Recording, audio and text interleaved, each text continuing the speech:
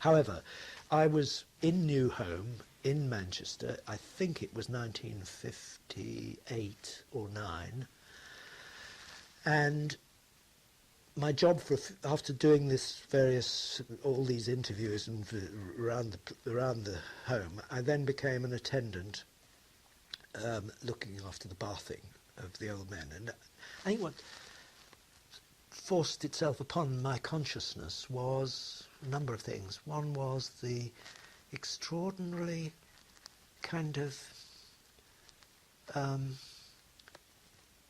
abject passivity of some of these elderly men. It was almost as if the process of institutionalization had forced upon them how to behave and how to be, as it were, preserve their integrity only within. It's almost like the ways in which we have fantasies. We have an inside life and we have an external life. And some of them communicated this by talking a bit about their past and about what their feelings were for their loved ones, and mostly it was feelings of being bereft and being abandoned. But it was also feelings of being neglected by staff who didn't want to know and didn't have any forms of communication. It was almost as if they were, I know it wasn't a situation where they were like in a solitary confinement or in a prison where the doors were locked at such and such hours and you were only let out at such and such hours. But they led a routine which was amazingly limited.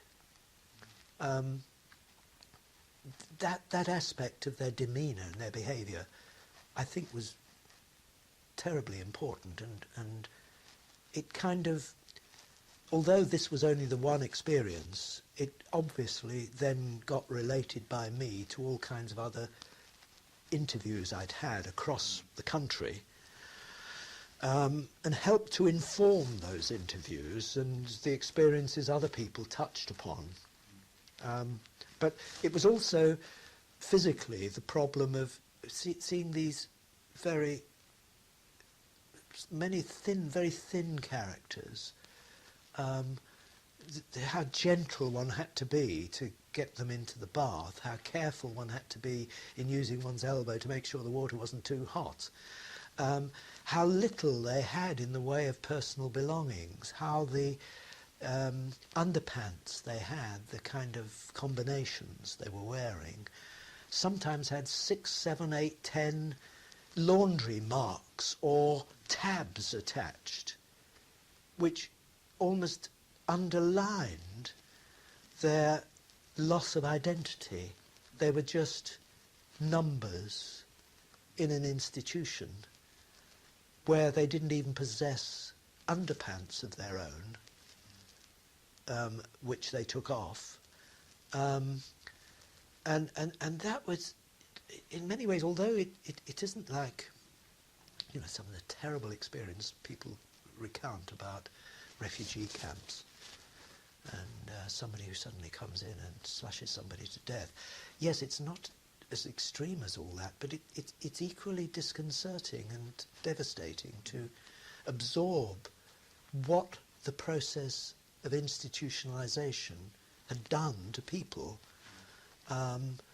without them having any means of fighting back. Yes, of course, there were those characters within, that some of them had enormous resources in terms of personality, but they kind of turned it inwards in order to, I don't know, make sure that they got another slice of toast at breakfast. It was conforming. They knew that conformity was the order of the day.